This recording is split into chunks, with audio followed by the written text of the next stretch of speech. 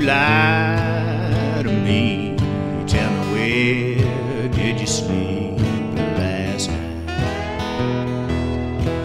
In the pines, where the sun don't ever shine. I would shiver all night through. My girl, where will you go? I'm gone where the cold winds blow. In the pines, where the sun never shines. I would shiver all night long. Young girl, my girl, don't you lie to me. Tell me, where did you sleep last night?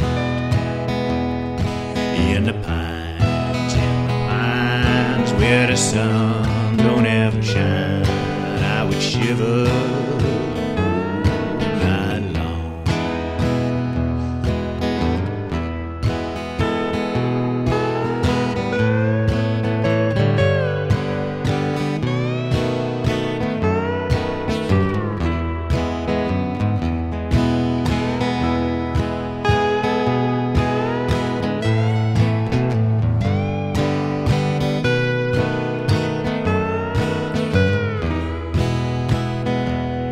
My husband was a hard-working man, killed a mile and a half from here. His head was found in a driving wheel. His body ain't never been found. My girl, don't you lie to me. Tell me, where did you sleep last night? In the pines, where the sun don't ever shine. I was shivering the whole night through. My girl, where will you go? I'm gone where the cold wind blows. In the pines, where the sun don't ever shine. I would shiver the whole night through. I would shiver the whole night through.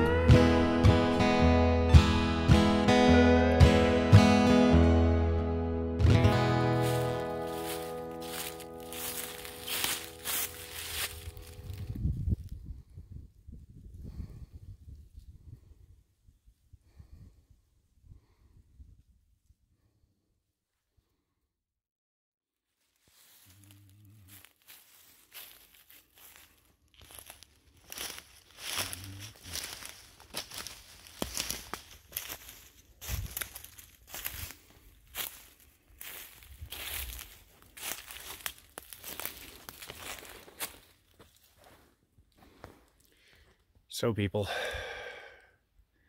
it's week 28. I feel like I can trust you. And I'm bringing you down, bringing you out to the Volkswagen graveyard. That holy and ancient site, the Volkswagen graveyard. It is Canadian Thanksgiving, for God's sakes. Which is a bit of a friggin' mongrel of a holiday. You know, it originally back in the 1879 or something, they decided it was going to be in November. But then it was inconvenient because it kept overlapping with Remembrance Day, which was a way more important holiday. So in 1957, they decided it was going to be the second Monday in October, and that's that. So for no fucking particular reason, that's the day we celebrate Thanksgiving. There was an ancient Thanksgiving when old Captain Frobisher landed in Frobisher Bay. Imagine that, how coincidental that the bay he landed in was named after him. Fuck, who knew? And yeah, they had beef and biscuits and mushy peas, and that was the first Canadian Thanksgiving, predating the American Thanksgiving by a good 40 years. So, ta-da, we win again. All right, people, let's find out what the fuck's going on in the Pines. I'm gonna leave the Volkswagen graveyard now. Give you a couple more shots. The Volkswagen graveyard, there it is. So here's the deal. Today we're going to talk about In the Pines, Leadbelly, his story. The head was stuck in the driver's wheel. It's in there somewhere. There it is. So that was Leadbelly's version of In the Pines. There are a million versions of In the Pines. Somebody researched it. Somebody with too much time on their hands researched it and found 160 different versions of it. It's kind of got two parts. There's a part about the longest train, and there's this long, ominous, scary train. Then there's the part about In the Pines, and then there's the decapitation, and who doesn't love a good decapitation? All right, so this song is old. It goes back to the 1870s. You know, with the oldest recorded version we have is by this guy named Doc Walsh, and he's got all the long train verses, all the In the Pines versions. He's covering all the bases. His girlfriend's walking along the tracks. I guess they had a fight or something, and she gets hit by the train. Her head comes off. So that's his version of it. Leadbelly's version doesn't have the long train part, but it does have the In the Pines part and the decapitation part. So, I mean, that's good for me. Tons of other people have done this song. Tons of other people. Bill Monroe, you know, like the father of modern bluegrass music, did a version, and his version has the longest train part, but no decapitation. So, where's the fun in that? Lots of other people. Jackson C. Frank did a version of it, a pretty cool version of it. Joan Baez did a version of it. This guy, Bill Callahan from Smog, he, a modern singer, he does the whole longest train version, which is interesting. And of course, the version, even if you don't know anything about Leadbelly, you might know this song. Why? Because Nirvana did it on their MTV Unplugged show back in the 90s. And you should take a look at that, because Nirvana does Leadbelly's version, and Kurt Cobain acknowledges it right there on stage. Leadbelly's the man. He is our favorite performer. He's the guy. And then they do it, and they do a frickin' killer version of it. You know, hats off to them. They do a frickin' beautiful version of In the Pines.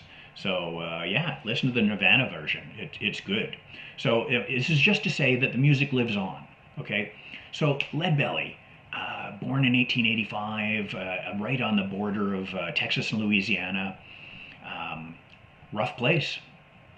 By the time he's 14, he's picked up guitar, and he's gotten pretty freaking good at it. And he's playing parties, he's making dough, he's playing for you know, for white people and for black people. He's equal opportunity, and you know, 14 years old, he's you know, getting interested in girls, and he's getting into some scraps.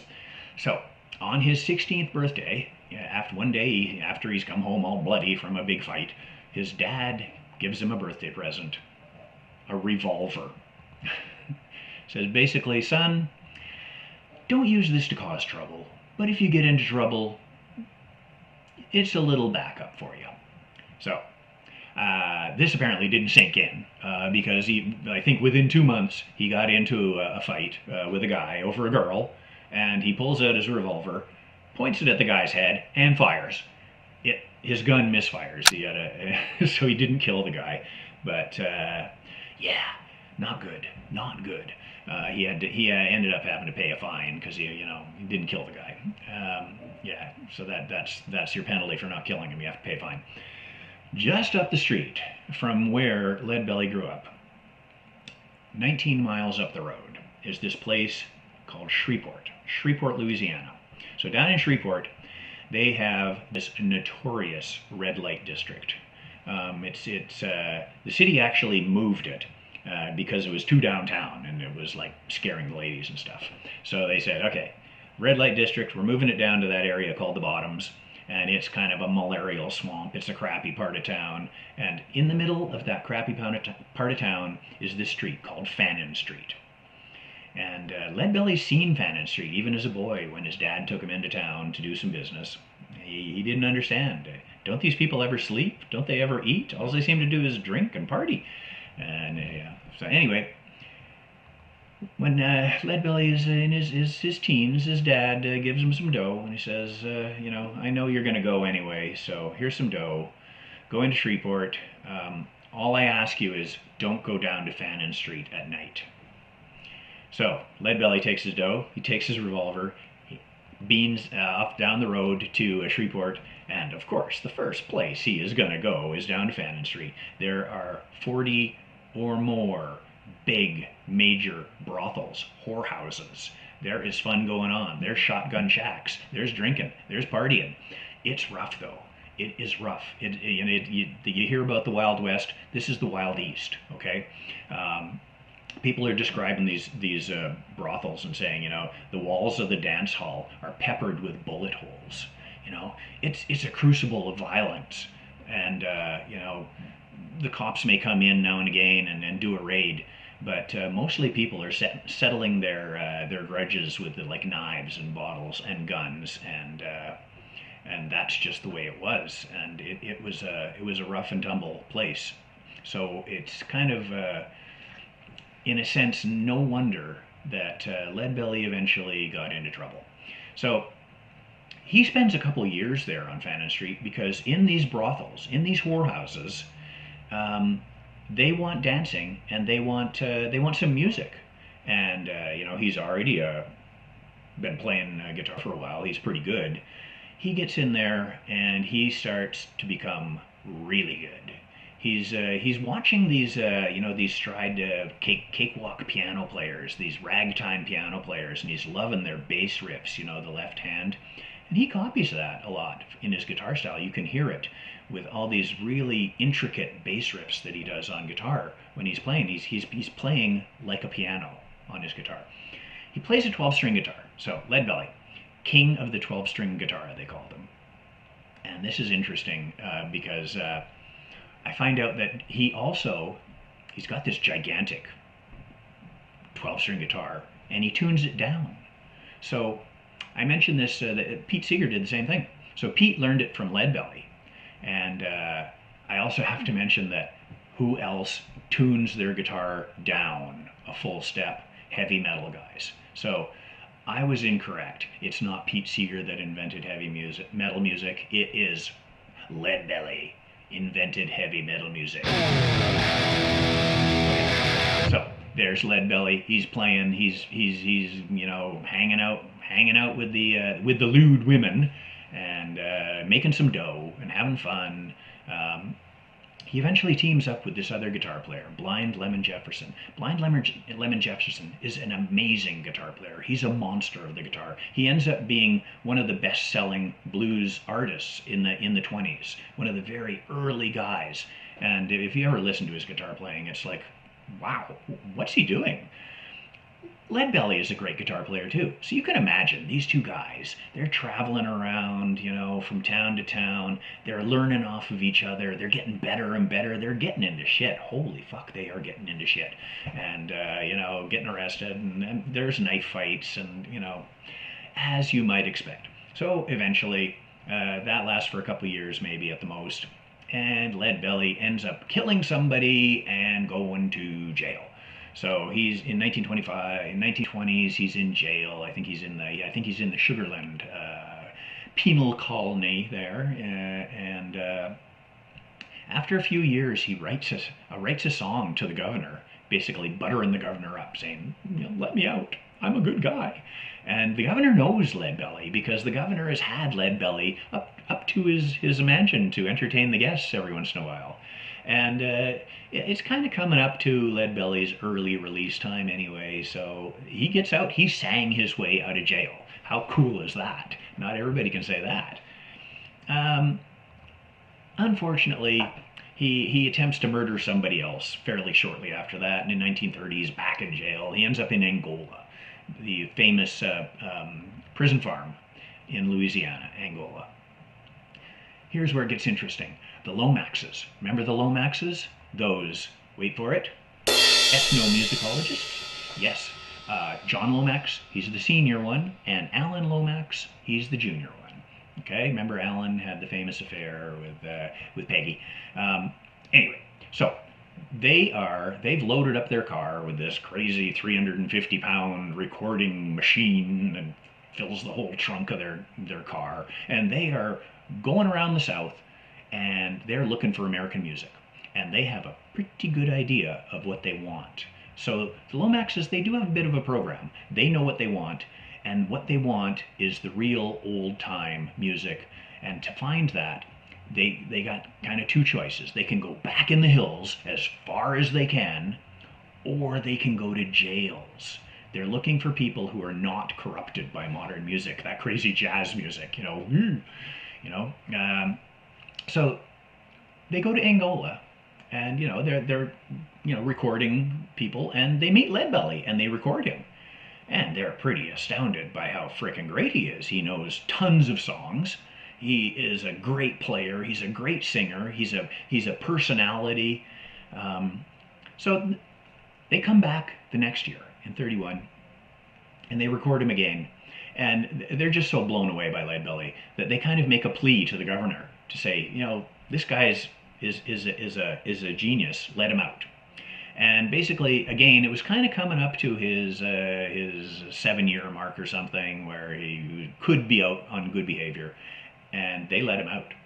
So the Lomaxes, they take Leadbelly up to New York City, and they introduce him to everybody, and they want to make him famous. He's great, right? He knows a million songs, and he fits the Lomax program. That's the kind of music they want to present. So here's where it gets a little dicey. Basically, the way he's portrayed in the press is they really glom onto his violent past. So some newspapers are like printing stuff like, here to do a few songs between homicides, or the murderous minstrel, and even the Lomaxes, they're getting Leadbelly to perform in his striped prison clothes to reenact his singing his way out of jail. It seems a little disrespectful. God bless the Lomaxes for saving and preserving and archiving all this music. Bless them, but it seems a little disrespectful. Anyway, Leadbelly, he gets past it. He basically breaks up. Their little romance breaks up, and Leadbelly goes off on his own. He gets more record contracts. He is recording records, and he is actually pretty popular, especially like Goodnight Irene. That was his big first hit, and lots of people know him. Lots of people want to play with him. He meets up with Woody Guthrie. He meets up with Pete Seeger. He's still kind of, on speaking terms with the Lomaxes. Everybody wants to work with Leadbelly. They want to learn from him. And that's what happens, is that basically he lays down this body of work which defines American music, and influences everybody up to today, okay? He's got Goodnight Irene, which, a million people have covered. The Midnight Special, Creedence Clearwater. That's Leadbelly's song, or his take on it. Basically John Fogerty, listen to the two songs. They're the same. Led Zeppelin, Gallows Pole. That's Leadbelly's song. And it goes on and on. In the Pines, Nirvana, and all the other people I mentioned. These are hugely influential, and it's because his playing is so great, his delivery is so great, he's such an interesting and powerful person that it's just like positive energy coming off of him. It's powerful, scary energy, right? Because he's still, a scary guy. You see a lot of times you'll see him with a kerchief on, and that's because when he was in jail, somebody attacked him and tried to cut his throat, and he's got this great big ugly scar across his neck, and he just about killed that guy, which probably didn't do much for his good behavior record. But anyway, that's the way that works. So here's that's Leadbelly. Now, later in life, Leadbelly actually becomes one of the first Afro-American folk singers to tour Europe, and he's hugely influential, actually, on that side of the pond too. For example, Lonnie Donegan, like the main skiffle guy, picks up Rock Island Line, Leadbelly's version of Rock Island Line, and he has a big hit with that in England. George Harrison basically says, when the Beatles started out, we were a skiffle group. Lonnie Donegan was the greatest skiffle player. So basically, Harrison says, no Leadbelly, no Beatles. Bob Dylan, basically, the first time he heard Leadbelly as a young man, that's when he decided to become a folk singer. Just hugely influential. So that's the story of Leadbelly. When he was later in life, he developed Lou Gehrig's disease, and he died on December 6th in 1949. On December 7th, 1949, Tom Waits was born. Tom likes to say, "I think I passed him in the hall," which is gives me a great visual. So Tom Waits wrote a song called Fannin Street. I don't know if it's the same Fannin Street, but whatever Tom does is good by me. All right, you guys stay safe, stay sane, stay out of big trouble, keep yourselves healthy, keep your friends healthy, and have a big turkey for Canadian Thanksgiving. We'll talk to you next week.